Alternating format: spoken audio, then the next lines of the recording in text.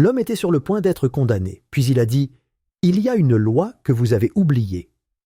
Les lourdes portes en chêne du palais de justice s'ouvrirent en grinçant, révélant Marcus Vance, les poignets liés par de l'acier froid, encadré par 2 officiers au visage impassible.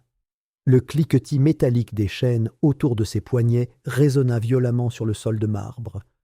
Un son discordant qui fit tourner toutes les têtes dans la salle. Un orage grondait dehors. Le ciel, une masse tourbillonnante de nuages gris ardoise, plongeant les couloirs marbrés dans une pénombre inquiétante, presque funèbre. Des éclairs éclairaient les hautes fenêtres à intervalles irréguliers, illuminant brièvement les longues rangées de spectateurs venus non pour la justice, mais pour le sang. Les journalistes se rassemblèrent derrière des barrières métalliques, leurs caméras et leurs micros pointés vers l'avant comme des lances, lançant des questions auxquelles il ne répondit pas, leurs voix se croisant dans un grondement chaotique qui ne fit que s'amplifier à mesure qu'il approchait. À l'intérieur de la salle d'audience, la foule murmurante se tut et se transforma en un bourdonnement sourd et vibrant lorsque Marcus entra. Pour eux, il était déjà coupable. À leurs yeux, il avait été jugé et condamné dès l'instant où les gros titres avaient crié son nom à travers le pays. Ils sentaient leur jugement peser sur lui comme un poids physique. Pourtant, Marcus gardait la tête haute, le regard fixe, refusant de faiblir tandis qu'on le conduisait vers la table de la défense. Son regard balayait la salle, scrutant chaque visage. La galerie était pleine à craquer. Des politiciens à la bouche pincée et au regard perçant, des hommes d'affaires aux sourcils froncés, et même quelques officiers de l'armée blottis au dernier rang, leurs uniformes impeccablement repassés, le visage sombre et plein d'espoir. Personne ici ne cherchait la vérité. Ils étaient venus assister à un spectacle, voir un homme publiquement brisé pour avoir osé défier l'appareil du pouvoir. Les accusations portées contre lui étaient graves: espionnage, complot contre l'État, fuite de documents classifiés. Chaque accusation était plus toxique que la précédente, destinée non seulement à punir, mais à détruire, à effacer tout ce qu'il avait construit, tout ce en quoi il avait cru. Une trahison peinte sous les couleurs les plus sombres, une trahison que le public avait déjà acceptée comme un fait, sans même une once de réflexion personnelle. Marcus, autrefois étoile montante au sein de la division de cybersécurité du ministère de la Défense, ne dit rien. Que pouvait-il dire qui puisse importer à ceux qui avaient déjà pris leur décision? Son silence était sa dernière dignité. Son avocat, Franklin Roark, attendait assis à la table de la défense, un homme fatigué mais vif d'esprit, qui avait livré trop de batailles contre des obstacles insurmontables. Ses mains bougeaient rapidement, mélangeant les papiers, organisant les pièces à conviction, chaque geste précis et délibéré. Il se pencha vers Marcus tandis qu'il prenait place, sa voix à peine un souffle dans la tempête qui grondait dehors. Franklin lui rappela qu'il voulait un verdict rapide, qu'ils avaient peu d'alliés, que l'appareil du pouvoir les accablait avec une inexorable inéluctabilité. Les yeux de Franklin, injectés de sang par de trop nombreuses nuits blanches, exprimaient une sombre compréhension. Ce n'était pas un procès, c'était une exécution revêtue des atours de la loi. De son siège surélevé, le juge Harlan Briggs observait la salle d'audience avec le sang-froid d'un homme qui avait depuis longtemps troqué la justice contre l'opportunisme politique. Sa robe pesait lourdement sur sa silhouette frêle, les rides profondes de son visage exprimant une expression constante de dédain. Ses doigts tapotaient le bois poli d'un rythme lent et posé, lançant à Marcus un regard plus froid que la tempête. Sans un mot, il leva le marteau et l'abattit violemment, le coup sec résonnant dans la salle comme un coup de fusil. Le procès commença immédiatement, sans cérémonie ni délai. L'accusation avança avec une efficacité impitoyable, présentant ses témoins à un rythme rapide. Des agents du gouvernement, tous plus raffinés et expérimentés les uns que les autres, défilèrent à la barre. Ils parlaient d'un ton sec et dénué d'émotion, répétant leurs déclarations préparées avec la précision d'acteurs lisant un scénario bien rodé. Marcus les écoutait tisser un tissu de mensonges et de demi-vérités, chaque fil étant destiné à resserrer l'étau autour de son cou. Les objections de Franklin, fondées et urgentes, étaient systématiquement rejetées par le juge Briggs, qui ne prenait guère la peine de cacher son dédain pour la défense. Chaque objection écrasée sous le marteau semblait une pierre ajoutée au mur qui s'élevait autour de Marcus, le privant de toute chance de salut.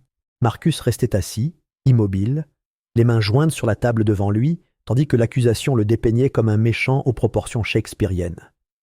Un homme qui avait trahi son pays pour son propre profit. Un traître qui avait compromis la sécurité nationale au nom d'idéaux égoïstes. Il observait les jurés, notant les lueurs de doute dans leurs yeux, lentement étouffées par le déluge incessant de peur et de condamnation. Il sentait presque la balance pencher en sa défaveur à chaque heure qui passait. Pourtant, ce qu'aucun d'eux ne savait, et que même Franklin n'avait pas pleinement saisi, c'était la vérité enfouie 2 semaines plus tôt. Dans une arrière-salle miteuse éclairée par une unique ampoule nue, Marcus avait découvert toute l'ampleur d'un projet clandestin connu sous le nom de Projet Stalwart. Présenté au public comme une initiative de cybersécurité visant à se défendre contre les menaces étrangères, il avait en réalité été détourné vers quelque chose de bien plus insidieux. De hauts fonctionnaires en avaient fait un outil de surveillance et de chantage, espionnant non pas les ennemis étrangers, mais leurs rivaux politiques, les journalistes, les militants, quiconque osait défier leur autorité. Dès que Marcus l'avait découvert, il savait qu'il avait franchi une ligne sans retour. Il avait rassemblé des preuves méticuleusement, les cryptant, les dupliquant, les cachant là où elles ne pourraient pas être facilement effacées. Il avait élaboré des plans, contacté des personnes en qui il avait confiance, même si la confiance était une denrée rare et dangereuse. Il avait agi non par imprudence, mais par une nécessité impérieuse. Garder le silence l'aurait rendu complice. Parler signifiait l'exil ou la mort. Il se souvenait de la rencontre avec le général Edwin Crane 2 semaines plus tôt, de la conversation qui se rejouait dans son esprit avec une clarté brutale. Crane était assis derrière un immense bureau en acajou, le drapeau américain drapé derrière lui comme un bouclier. Sa voix était basse, presque celle d'une conversation, lorsqu'il avait expliqué à Marcus que le patriotisme n'était pas une question de principe, mais de survie, que les lois étaient des outils pour les puissants, et non des entraves, que personne ne se souciait plus du bien ou du mal, seule la loyauté, seule l'obéissance. Marcus se souvenait du frisson qui lui avait parcouru l'échine lorsque Crane s'était penché en avant, les yeux brillants d'une lueur froide, et il avait averti que franchir la ligne mènerait à la ruine.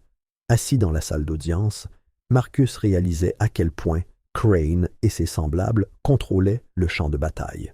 Les règles étaient truquées, les joueurs achetés et payés, l'issue prédéterminée.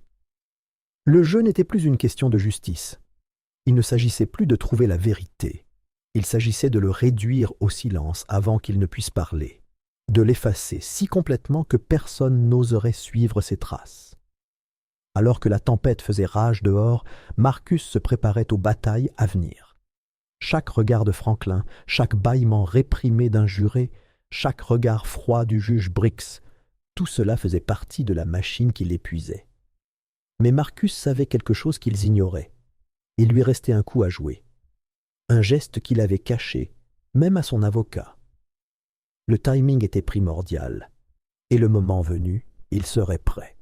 Pour l'instant, il observait et attendait. Le 2e jour du procès s'annonçait gris et pesant, le palais de justice se dressant tel un monument à un système judiciaire pourri de l'intérieur. La pluie clapotait contre les vitres tandis que Marcus Vance était reconduit dans la salle d'audience, les poignets toujours entravés, le cœur battant à tout rompre face au chaos qui l'entourait. À l'intérieur, l'air crépitait de tension. La galerie était plus compacte que la veille. Un public au regard acéré et au mépris à peine dissimulé. Officiers de haut rang, assistants de sénateurs, agents des services secrets. Ils remplissaient les bancs comme des vautours guettant une carcasse. Marcus sentait leur regard lui transpercer la peau, mais il gardait le menton levé, les mouvements réfléchis, contrôlés. Franklin Roark était déjà à la table de la défense, les épaules raides, le visage empli d'une détermination farouche. Des papiers étaient soigneusement empilés devant lui, même si Marcus pouvait voir le léger tremblement dans ses mains tandis qu'il les ajustait. Ils savaient tous deux que la journée serait pire. Ils savaient tous deux que ce jour serait décisif. Dès le coup de marteau, il devint évident que l'accusation avait bénéficié d'un laissez-passer. La preuve clé que Franklin s'était battu pour admettre, une vidéo accablante filmant un sénateur autorisant la surveillance illégale d'opposants politiques, fut balayée d'un revers de main par le juge Briggs. Sa voix, froide et indifférente, déclara la vidéo irrecevable au motif de éléments de preuve obtenus illégalement, malgré les protections claires accordées aux lanceurs d'alerte par la loi fédérale. C'était une décision qu'aucun juge honnête n'aurait prise, mais l'honnêteté avait depuis longtemps quitté ses couloirs. Marcus resta immobile tandis que Franklin se levait d'un bond, argumentant avec passion, citant la jurisprudence, les protections constitutionnelles, la loi sur la protection des lanceurs d'alerte elle-même. Chaque plaidoyer fut accueilli avec le même résultat, un hochement de tête dédaigneux, un autre coup de marteau sévère. De l'autre côté de l'allée, les procureurs dissimulaient à peine leur sourire narquois, leur confiance grandissant à chaque requête rejetée. Derrière eux, les officiers et les agents présents dans la galerie passaient des notes à la vue de tous, leurs murmures étant assurés que personne ne les dénoncerait. Un par un, les témoins de la défense furent déclarés indisponibles. La liste de Franklin, soigneusement établie avec des hommes et des femmes susceptibles de corroborer les affirmations de Marcus, se réduisit à néant. Un analyste en cybersécurité qui avait autrefois qualifié Marcus de brillant était hors de la ville et injoignable. Un ancien contractant de la NSA qui avait vu les origines du projet Stalwart a refusé de comparaître. Certains n'ont jamais répondu. D'autres, murmura Franklin à Marcus lors d'une brève suspension d'audience, avaient été fortement encouragés à oublier qu'ils avaient entendu parler de Stalwart. Il n'y avait aucun mystère. Intimidation, menace, peut-être même pire. Marcus savait qu'il ne s'agissait plus de prouver sa culpabilité. Il s'agissait de le faire disparaître discrètement, enseveli sous des couches de mensonges et de documents expurgés. À midi, le visage de Franklin était rouge de frustration, sa voix se brisant lorsqu'une nouvelle requête visant à obtenir un témoignage fut rejetée. Le juge leva rarement les yeux de son banc. C'était une farce, une pièce de théâtre, où le verdict était déjà écrit avant même le lever du rideau.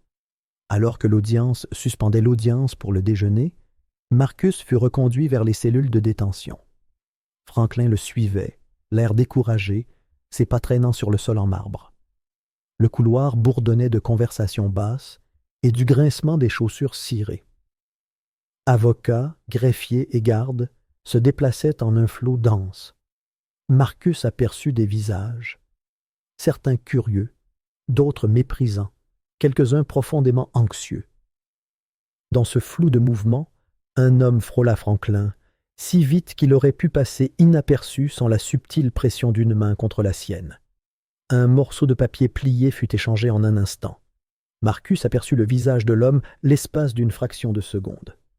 Un ancien client de Franklin, un petit avocat qui avait défendu des lanceurs d'alerte avant de disparaître discrètement dans les cercles politiques. Il portait désormais un costume coûteux et l'expression sévère de quelqu'un qui avait accepté les compromis moraux. Franklin ouvrit le mot d'un geste habile, fronçant les sourcils en le lisant. Une seule ligne le fixait. Surveiller les communications privées du juge Briggs. Le vrai procès se déroule hors de la salle d'audience. L'esprit de Marcus s'aiguisa comme une lame.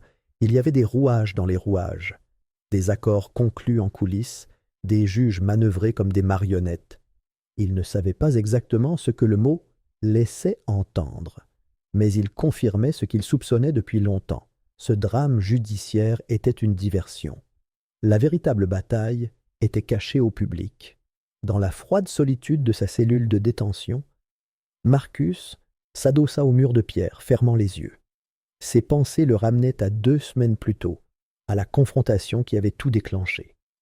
Il se souvenait de s'être trouvé dans le bureau caverneux du général Edwin Crane, aux murs tapissés de drapeaux américains et de plaques étincelantes. Il se souvenait du poids du dossier de preuves dans sa main et de la certitude glaciale que personne ne le sauverait une fois cette limite franchie. Crane n'avait même pas pris la peine de feindre l'indignation. Il avait souri, mince, reptilien, et tapoté négligemment des doigts sur son bureau. « Personne ne se soucie de la loi, Vance, » avait murmuré Crane avec une glaçante certitude. « Le pouvoir impose ses propres règles. » Marcus était sorti de ce bureau sachant qu'il était déjà un homme à abattre. Mais il avait fait son choix. Il n'y avait plus moyen de revenir en arrière. À la reprise du procès cet après-midi-là, l'atmosphère était différente. Plus tendue, plus électrique. Même le masque de contrôle du juge semblait plus mince. Les rides de son visage plus profondes. Marcus fut reconduit à son siège, ses chaînes cliquetant sur le sol poli, sa présence constituant une provocation silencieuse pour tous ceux qui étaient déterminés à le voir tomber. L'accusation appela son dernier témoin, un officier supérieur du renseignement qui récita, avec une précision mécanique, un récit de trahison et de trahison. Marcus écouta, immobile, dépeint comme un homme rongé par son ego, suffisamment téméraire pour compromettre la sécurité nationale par vengeance personnelle. C'était un portrait brutal, dénué de nuances, dénué de vérité. Lorsque le témoin finit par descendre, le juge Brix tourna son regard d'acier vers la table de la défense. « Défense !» entonna-t-il d'une voix ruisselante d'impatience. « Avez-vous autre chose à ajouter ?» Franklin commença à se lever, hésitant une fraction de seconde, mais avant qu'il puisse parler, Marcus se leva à sa place. Les chaînes lui mordirent les poignets, tandis qu'il se levait, mais il ignora la douleur. Sa voix, lorsqu'elle se fit entendre, était claire, assurée, tranchant l'air stagnant comme un rasoir. « Il y a une loi que vous avez oubliée, » annonça Marcus, son regard balayant la salle d'audience. Un murmure parcourut les spectateurs, un murmure qui enfla comme une tempête naissante. Franklin se retourna surpris, les lèvres entr'ouvertes dans une question muette. Même le juge Brix se pencha légèrement en avant, les yeux plissés. Marcus ne faiblit pas. Il s'adressa non seulement au tribunal, mais aussi aux hommes et aux femmes qui se trouvaient au-delà, ceux qui se croyaient intouchables, ceux qui observaient depuis des salles obscures. « Loi sur la protection des lanceurs d'alerte », déclara Marcus, ces mots résonnant dans le silence de la salle d'audience. Titre 5, article 2302 du Code des États-Unis. Aucun acte de représailles, aucune ordonnance de non-publication, aucun tribunal secret ne peut l'effacer. Le juge frappa furieusement de son marteau, exigeant le calme, mais le mal était fait. Marcus le voyait, les visages blêmissaient. Les agents s'agitaient mal à l'aise sur leur siège. Les assistants se lançaient des regards nerveux. « Et les preuves de vos crimes » poursuivit Marcus d'une voix de plus en plus forte, sont déjà archivés dans les archives fédérales, horodatées il y a 2 semaines, chaque ordre illégal, chaque menace secrète. La salle d'audience explosa. Halètements, cris, le frottement des chaises contre le sol, tandis que les gens se levaient d'un bond. L'accusation s'empressa d'objecter, leur voix noyée dans le tumulte grandissant. Le juge Brix frappa son marteau à plusieurs reprises, appelant à l'ordre, mais ces ordres se perdirent dans le chaos. Marcus se tenait là, solitaire, enchaîné, mais pourtant inébranlable, intact. Pour la première fois depuis le début du procès, l'équilibre changea. La certitude qui planait sur l'accusation tel un bouclier se fissura et vacilla. Franklin était debout lui aussi, les yeux étincelants d'une lueur que Marcus n'avait pas vue depuis des jours. L'espoir.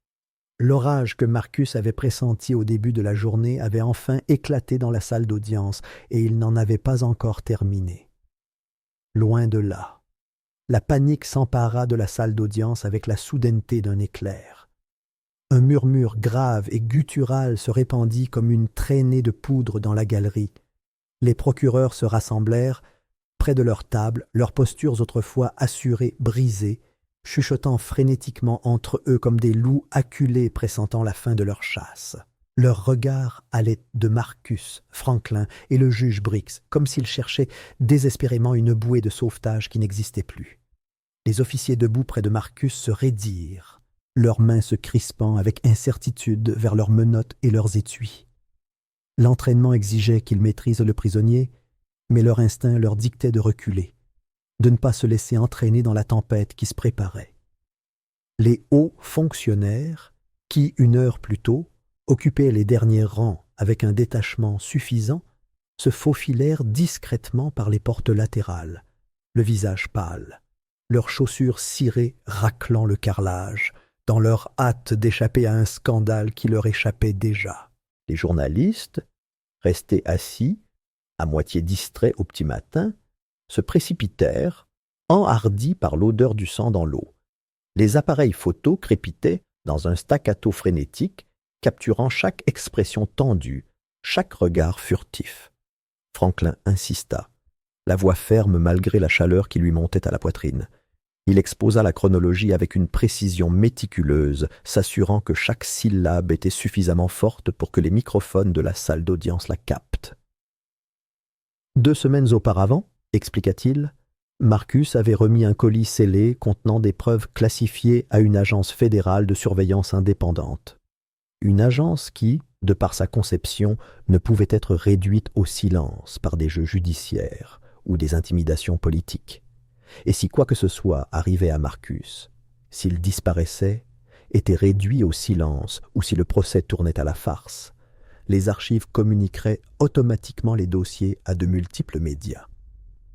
L'implication s'était installée sur la salle d'audience comme une couverture suffocante. Marcus Vance avait actionné un interrupteur d'homme mort sur la vérité. Le juge Briggs, le visage d'un rouge inquiétant, a brusquement fermé la salle d'audience pour une discussion d'urgence en chambre. Son marteau a frappé si violemment que le bruit a résonné comme un coup de feu. Mais même cette démonstration de force brutale n'a pas réussi à remettre le génie dans la lampe. En quelques minutes, malgré tous les efforts des auxiliaires de justice pour l'étouffer, la nouvelle de l'affrontement s'est répandue dans les couloirs et au-delà. Les manifestants déjà rassemblés devant le palais de justice ont grossi de plus en plus, tandis que les réseaux sociaux se sont remplis d'images et de spéculations frénétiques. Les chants de « Justice pour Vance » ont commencé à voix basse, mais ont rapidement résonné dans les marches du palais de justice, un son rythmé et percutant qui a fait trembler les fenêtres. À l'intérieur, le bâtiment semblait vibrer d'une vie propre, vibrant de la colère, de l'espoir et de l'indignation d'un public las de voir des hommes puissants jouer avec la vérité. Les sénateurs, autrefois distants et suffisants du spectacle, se sont soudainement retrouvés sous les projecteurs. Acculés par les journalistes, ils trébuchaient dans des démentis soigneusement scénarisés, leurs paroles creuses face à la cacophonie des protestations et de la fureur publique. Les caméras captaient chaque front perlé de sueur, chaque pas hésitant vers les voitures en attente. Le contrôle de l'image ne pouvait échapper à la réalité. L'affaire Marcus Vance était désormais un incendie, brûlant de façon incontrôlable dans les couloirs immaculés du pouvoir. Loin du chaos, au cœur du palais de justice, une réunion sinistre eut lieu. Dans une pièce annexe faiblement éclairée, loin des regards indiscrets des journalistes, le général Edwin Crane se dressait tel un spectre au-dessus du juge Briggs. Le sénateur Hadley, corpulent et le visage rouge, se tenait à proximité, son costume trop serré tirant sur les coutures tandis qu'il s'agitait nerveusement. L'air était lourd d'une odeur de café rassis et de panique. Crane se pencha vers lui, sa voix sifflante et venimeuse. Il n'y avait plus de faux semblants, plus de voile diplomatique. Il exigea la fin de la menace. Marcus devait être discrédité immédiatement, les archives scellées, le récit repris sous contrôle. Un échec, Crane l'avait clairement fait comprendre, entraînerait non pas des désagréments politiques, mais une destruction personnelle. Briggs le fixait du regard, le visage ruisselant de sang. Il essuya son front en sueur d'une main tremblante, réalisant trop tard la triste vérité. Il n'y avait pas de fin heureuse pour lui. Ses péchés passés, autrefois profondément enfoui sous la protection de la fonction et de l'influence, était désormais exhumé, et quel que soit le camp qui l'emporterait, il serait une victime. C'était un homme debout sur le bord le plus fin d'une falaise en ruine, regardant le sol se fissurer sous ses pieds. Agir contre Marcus signifiait risquer d'être dénoncé par ceux qui croyèrent encore en la justice. Agir en sa faveur signifiait des représailles rapides de la part de ceux qui commandaient les armées, les budgets et les assassins. L'illusion du pouvoir avait été arrachée, ne laissant que la peur. De retour au tribunal, Marcus était assis, enchaîné, mais inflexible. Ses mains reposaient mollement sur la table devant lui, les chaînes cliquetant doucement lorsqu'il bougeait. Son regard restait fixé sur un point bien au-delà des murs qui le confinaient, ferme et inflexible. Il n'était plus seulement un homme luttant pour sa liberté. Il était devenu l'incarnation de quelque chose de plus grand, quelque chose que le système ne pouvait étouffer dans le silence. À la reprise des débats, le ton était creux. Le juge Brix regagna son siège, le visage blême, le regard rivé nerveusement vers la galerie où les caméras tournèrent sans relâche. Chacun de ses mots tremblait sous le poids de l'attention publique. Franklin se leva de nouveau, martelant les droits que Marcus possédait en vertu de la loi sur la protection des lanceurs d'alerte, confirmant au tribunal et à la nation qu'aucune corruption ne pouvait effacer les protections accordées aux personnes qui disent la vérité. L'accusation tenta une réfutation, mais ses arguments tombèrent à plat, accueillis avec un scepticisme affiché. Les jurés s'agitèrent sur leurs sièges, leur langage corporel trahissant malaise et doute. Le récit soigneusement élaboré par le gouvernement s'effondrait brin par brin en temps réel. Dehors, les protestations devenaient plus fortes, plus passionnées. Marcus entendait le faible rugissement même à travers les murs épais et il s'y laissa ancrer. Il repensa aux paroles de Crane 2 semaines plus tôt, froides et suffisantes, sur la façon dont le pouvoir impose ses propres règles. Mais Marcus savait désormais que ce n'était pas le cas. Le pouvoir pouvait certes établir des règles, mais il ne pouvait réécrire l'esprit humain. Il ne pouvait éteindre la vérité une fois qu'elle avait pris feu dans le cœur de ceux qui étaient prêts à la transmettre.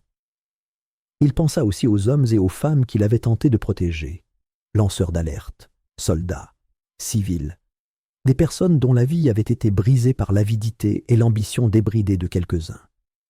Leurs visages formaient une galerie silencieuse et invisible derrière lui, l'exhortant à ne pas fléchir. Leur sacrifice exigeait plus que la survie. Ils exigeaient une prise de position. Le juge Brix avança à tâtons pendant le reste de l'audience, ajournant l'audience au lendemain sous prétexte de prendre connaissance des nouveaux développements. Mais chacun dans la salle connaissait la vérité.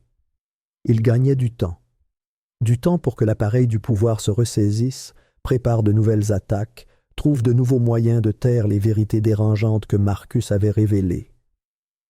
Tandis que les policiers raccompagnaient Marcus à sa cellule de détention, il se déplaçait avec une force tranquille.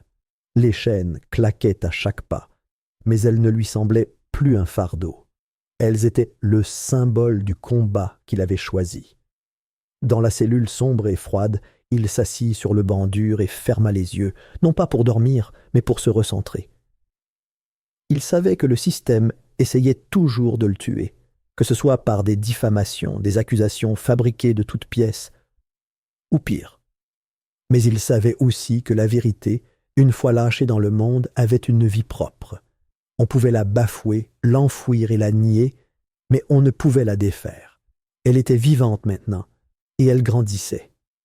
La dernière audience s'ouvrit sous une tension suffocante qui semblait étouffer l'air de la salle d'audience. Ce qui était autrefois un lieu d'hostilité ouverte s'était transformé en un champ de bataille de loyauté divisée, empli de malaise et du bourdonnement rauque des conséquences imminentes.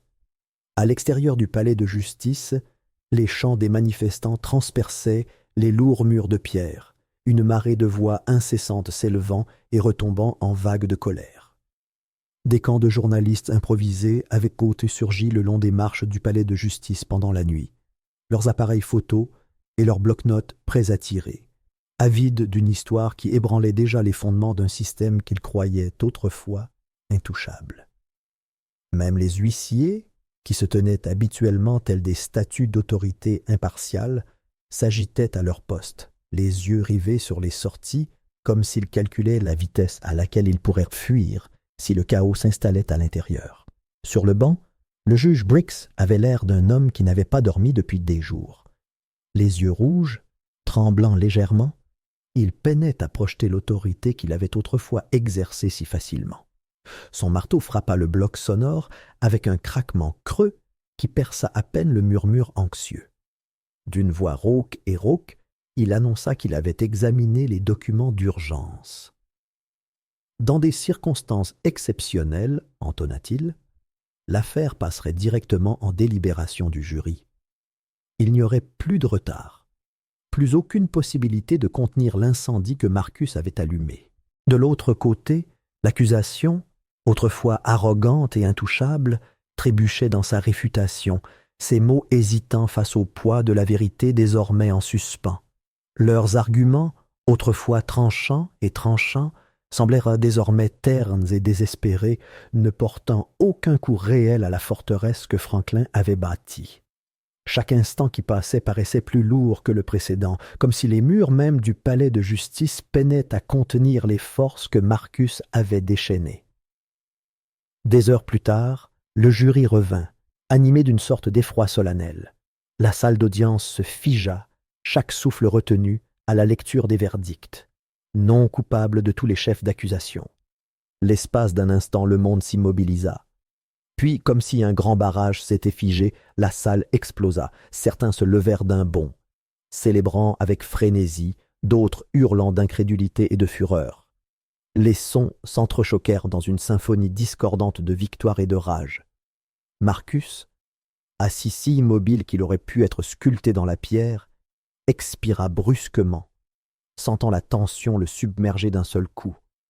Franklin lui saisit la main et la secoua violemment, le visage froissé sous le poids des larmes de soulagement qu'il ne pouvait plus cacher. Le juge Briggs frappa du marteau, appelant à l'ordre, mais même lui semblait comprendre l'inutilité de cette démarche.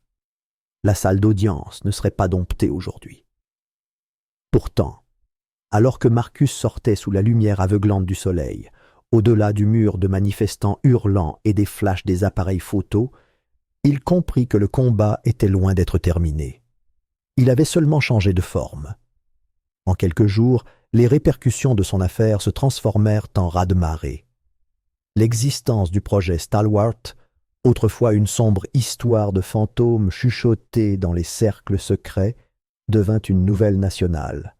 Le général Crane, à l'origine d'une grande partie des ténèbres découvertes par Marcus, démissionna brusquement, invoquant des problèmes de santé, auxquels personne ne croyait vraiment.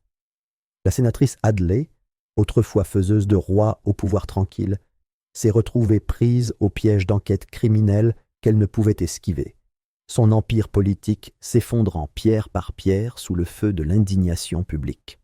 Même le juge Briggs, qui avait présidé le procès de Marcus avec un dédain à peine dissimulé, a vu venir la situation.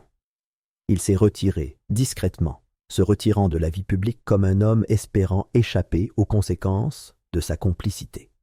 Partout au pays, les murmures se sont transformés en appels à la réforme. Les lois de protection des lanceurs d'alerte, longtemps traitées comme de la poudre aux yeux, ont été propulsées sous les projecteurs, scrutées et renforcées avec une soudaineté qui a surpris même leurs plus fervents partisans. Marcus savait qu'il valait mieux ne pas croire que cela suffisait.